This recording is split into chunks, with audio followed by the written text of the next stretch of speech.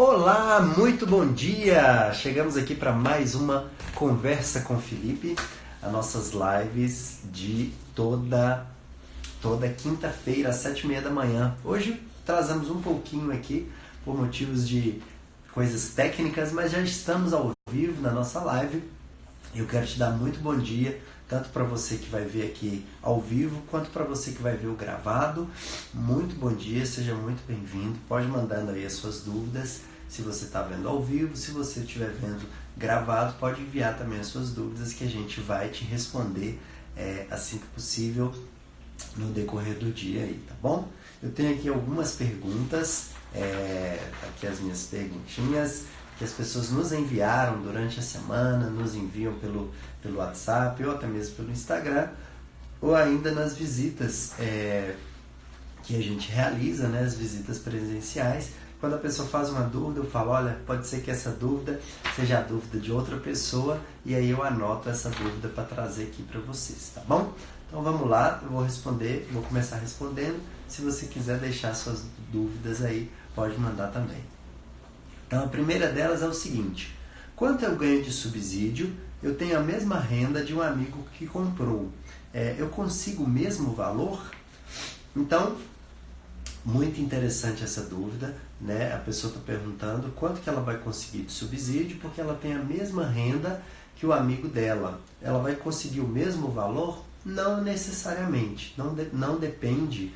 O cálculo do subsídio não depende apenas da renda da pessoa. E aí vou fazer um parênteses aqui primeiro para explicar novamente o que é subsídio. Subsídio é um desconto dado pelo governo, ele tem esse nome, né, esse apelido de subsídio, mas nada mais é um desconto que é dado pelo governo para ajudar aquelas pessoas que estão adquirindo o primeiro imóvel a conquistarem os seus sonhos. Então, digamos que você está comprando um imóvel de R$100 mil.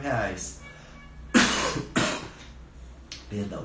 A Caixa ela sempre vai emprestar para você 80% do valor do imóvel, no máximo 80%. Então, digamos que com a sua renda você conseguiu atingir o máximo ali, que é 80%.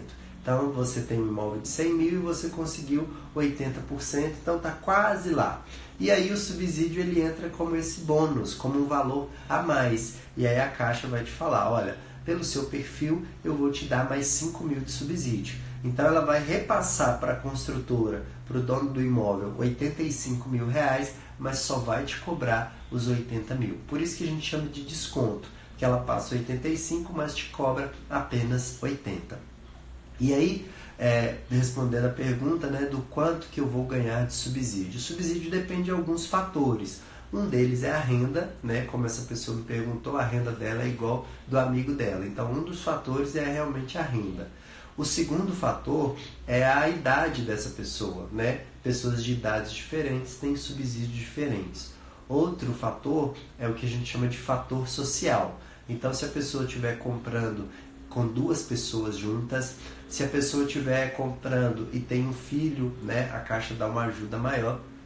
Então, o fator social também altera. Então, são vários fatores que são analisados pela Caixa para responder para o cliente o quanto que ele vai ganhar a mais ou a menos de subsídio. A gente até consegue fazer esse cálculo no sisteminha da Caixa, e aí qualquer dia eu vou entrar nesse sistema e vou mostrar para vocês como é que funciona. Mas, em tese, pessoas com rendas iguais não necessariamente vão ter subsídios iguais. O segundo ponto é, tem o FIES, isso atrapalha? FIES, para quem não sabe, né, é financiamento estudantil. É uma linha de crédito aberta pela Caixa para ajudar as pessoas a pagar o financiamento da faculdade. Então, quando você começa a estudar, numa faculdade particular, talvez, você pode solicitar à Caixa que ela te ajude a pagar parte da parcela, parte da mensalidade, e lá no final do curso, depois que você formar, você tem um período de carência e depois você começa a pagar para a Caixa. É bem interessante, eu tenho vários amigos que usaram o FIES e ajuda muito. Muitas vezes a pessoa não consegue uma vaga numa faculdade pública e aí ela tem que migrar para uma faculdade particular e às vezes não tem condições. Então o FIES ajuda muito nisso. Então, mas aí essa pessoa me perguntou, Felipe, eu tenho FIES e isso vai atrapalhar o meu financiamento? Não, não atrapalha. Eu também já tive vários clientes com FIES ativo, pagando ali mensalmente, e a Caixa não barrou o financiamento, emprestou dinheiro normalmente. O que não pode acontecer é que o seu FIES tenha parcelas em atraso, porque aí vai funcionar meio que qualquer outra conta, né? Se você tiver uma fatura de cartão de crédito em atraso, o seu nome vai estar protegido lá nos órgãos de proteção ao crédito, e aí a Caixa faz essa consulta. Se o FIES estiver em atraso, ela nem precisa fazer essa consulta nos órgãos de proteção ao crédito. Como o sistema é interligado, ela vai ver que você está inadimplente com as parcelas do FIES. Então, se você estiver me ouvindo aí, querer comprar o seu imóvel, tendo FIES, pode comprar tranquilamente. Você só precisa estar com as parcelas do financiamento em dia, tá bom? Uma terceira pergunta é: minha empresa não está pagando o FGTS e eu só descobri agora. Como eu faço? Então, é algo assim, não deveria ser tão comum assim, mas acontece muitas vezes, né? O FGTS, ele chama Fundo de Garantia por Tempo de Serviço. Então, é um valor que a empresa deposita para o cliente ali mês a mês, para que ele consiga, quando sair desse emprego, ele tenha ali um valor juntado, né? Ele tem ali uma reserva financeira, isso ajuda muito. O FGTS, ele corresponde a 8% do salário bruto. Então, se o seu salário é R$1.000, todos os meses a empresa vai depositar para você R$80.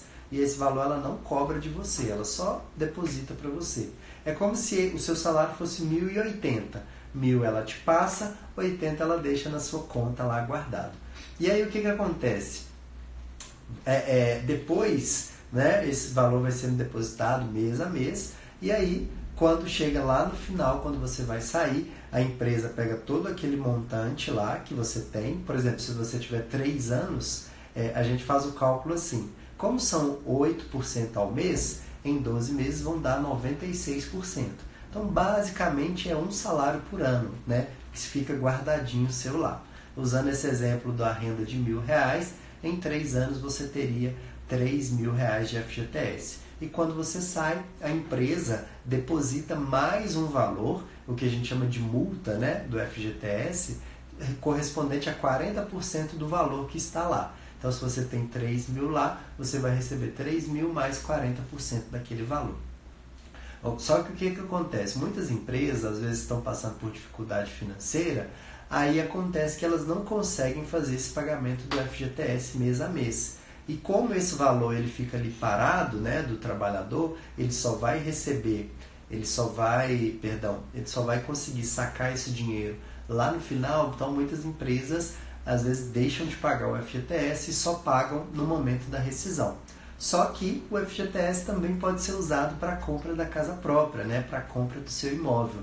E aí essa pessoa que mandou a dúvida, eu perguntei para ele, a gente está em processo, né, de olhar, de fazer a análise de crédito, e eu perguntei para ele: você sabe mais ou menos quanto você possui de FGTS? Ele falou assim: olha, eu vou olhar e tal. E aí quando ele olhou, ele viu que a empresa não está depositando. E aí, o que fazer nesses casos? Olha, você pode solicitar para a empresa para que ela faça esses depósitos. Você pode conversar, né, sempre muito amigavelmente, e chegar para essa empresa e falar assim também: olha, eu estou precisando, né, desse FGTS, eu estou querendo comprar o meu imóvel, tem como vocês depositarem esse valor? E aí a empresa deposita todos os valores retroativos e você pode usar esses valores para pagar o seu imóvel. Então, esse é um ponto. Você pode conversar com a sua empresa e ela vai fazer esse pagamento para você. Legal? Deixa eu responder, tiveram aqui algumas perguntas. Vamos lá, deixa eu cumprimentar aqui as pessoas que entraram. Ciomara, Alicia Fonseca, Vaguinho, Leandro Calegário, Beleza em Detalhes, ó que legal. Sam Isis, Vitor Martins, meu amigo lá da UFMG. Olha, tem uma pergunta aqui, peraí que eu já respondo. Metais Júnior e Giovanni. bom dia para vocês. Então a pergunta é o seguinte: bom dia, Felipe, tudo bem? Recebi as chaves dia 28/11. A evolução de obra eu paguei dia 19/11. Agora em dezembro não deveria começar a pagar o financiamento? Ainda estão me cobrando a evolução de obra. Ô Vaguinho, o que acontece? A evolução de obra... Espera que o celular ficou um pouco torto aqui, perdão. Isso. Deixa eu direcionar aqui. A evolução de obra, ela acontece, o pagamento dela vai ir até quando você receber, até quando a Caixa receber da construtora o habite da obra. Porque a evolução de obra, ela anda, né? Ela vai acontecendo até que seja emitido o habite pela prefeitura. Habite é um documento que a prefeitura vai lá no imóvel, faz a vistoria e ela vê que aquele imóvel está habitável, por isso que chama habite. Então, quando a prefeitura da cidade emite o habite, a construtora pega esse habite e leva para a Caixa para que cesse o pagamento da evolução de obra, e a construtora tem alguns valores referente à obra que ela só recebe quando ela entrega o habite lá na Caixa. Então, por isso que ela também tem pressa nesse processo. Agora, o que acontece? Pelo pouco que você me explicou, você recebeu as chaves dia 28, deixa eu voltar aqui na pergunta. Pera aí. Você recebeu as chaves dia 28 e já pagou uma evolução dia 19. Essa evolução que você pagou, seguramente foi uma evolução do mês de novembro, né? Aí tem que ver a data do seu contrato, que data que você assinou. Porque dependendo do dia que você pagou, você pode estar pagando a evolução tanto de outubro quanto a evolução de novembro. Se você pagou a evolução de novembro, aí você só pagaria os dias restantes, né? Do dia 19 que você pagou a evolução até o dia 28 que você recebeu as chaves. Mas talvez eles estão te cobrando essa evolução porque você pagou em 19 de novembro a evolução de obra de outubro. E aí eles vão te cobrar em dezembro a evolução de obra de novembro. Dá uma olhadinha no seu boleto, pode ser que lá no boleto eles informam quantos dias que eles estão cobrando de evolução de obra, ou então você pode ligar lá abaixo do boleto, tem o telefone da Caixa. Se você tiver dúvida como pegar esse boleto, ou onde que vai estar isso lá no seu boleto, pode me mandar um direct aqui que eu te mostro como é que faz isso. Mas a regra é, assim que for emitido o habite do imóvel, você deixa de pagar a evolução de obra e começa a pagar a prestação. Muitas pessoas, né, até clientes meus mesmo, me perguntam porque às vezes o primeiro boleto da prestação vem um pouco mais alto. Por quê? Porque ele pega a primeira prestação mais um residual da evolução de obra que ficou nessa transição aí dos dias, tá bom? Mas assim que recebeu as chaves, assim que foi emitido o habite, você não precisa mais pagar a evolução de obra, tá? Depois ali embaixo ele comentou se melhoras da gripe. Eu tô saindo de uma gripe fortíssima aí, mas graças a Deus hoje eu já tô zero. Ontem eu tava o dia todo na cama, mas entramos com antibiótico, né? O médico passou e agora eu tô zero. Pronto. Vamos lá. Tem mais duas perguntas aqui. Se você tiver perguntas aí, pode mandar. Deixa eu ver se surgiu outra aqui. Não. Então vamos lá. Por que na placa em frente ao empreendimento tem um valor do apartamento e você me informou outro valor? Isso é muito interessante também. Esse foi um cliente também que eu atendi no sábado. A gente passou em frente ao empreendimento que eu ia mostrar para ele e estava lá a placa, valores a partir de 117 mil. E aí quando ele me perguntou o valor, eu falei, olha, esse empreendimento está com um valor de 135 mil. E aí ele me perguntou, olha, Felipe, mas na placa ali está falando 117, você está me falando 135? E aí o cliente às vezes pergunta, será que o Felipe está querendo ganhar um dinheiro? Será que, né, o que acontece? E aí é algo muito comercial, é política comercial da construtora. Deixa eu te dar um exemplo, eu gosto de sempre dar esse exemplo de lote. Digamos que eu vou construir um lote, digamos que eu quero fazer um loteamento.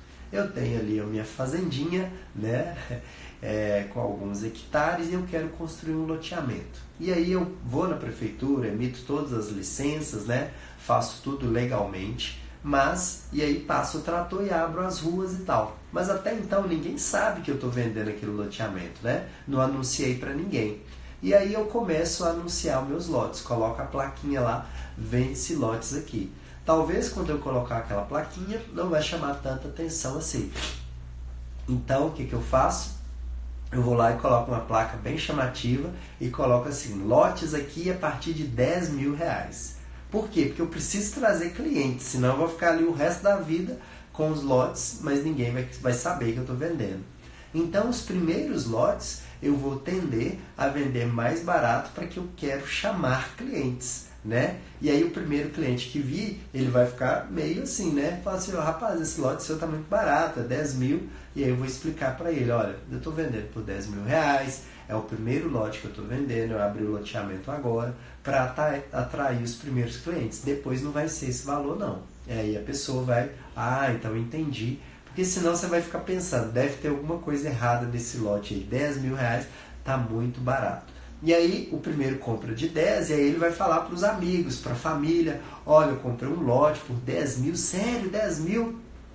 Aonde que é esse lote? E aí vai trazer os primeiros clientes. E aí pode ser que o tempo vai passando, e aí eu, dono do loteamento, já vendi ali 10, 20, 30 lotes, aí eu vou começar a subir o preço. Por quê? O meu lote vale mais do que 10 mil. Eu só vendi por 10 mil porque eu queria ter os primeiros clientes. É uma estratégia comercial. Era para atrair os primeiros clientes. Então ele vale muito mais do que 10. E aí eu vendi os primeiros por 10 para que eu tivesse os primeiros clientes. Então, pode ser que talvez lá a placa eu não tirei ainda, aí chega uma pessoa e fala assim, não, mas a placa ali você falou que era 10, e aí eu vou mostrar lá na placa, olha, é a partir de 10, como estava nessa placa lá desse condomínio, a partir de 117 mil. Por quê? Porque os primeiros foram vendidos em 117 mil. Só que cada vez que o tempo vai passando, né, eu poderia vender o meu lote mais caro. E aí eu posso agora vender por 40, por 50, por 70, pelo preço que eu achar que ele realmente vale. E aí o que acontece? Esse imóvel aconteceu isso. Quando a construtora lançou, ela começou a vender ali os seus primeiros imóveis, e aí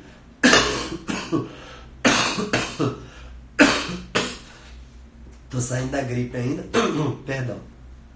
Então, quando a construtora lançou, ela começou a vender ali os seus primeiros imóveis, e os primeiros ela vendia por 117, porque era uma estratégia dela. E hoje esse preço já está em 135.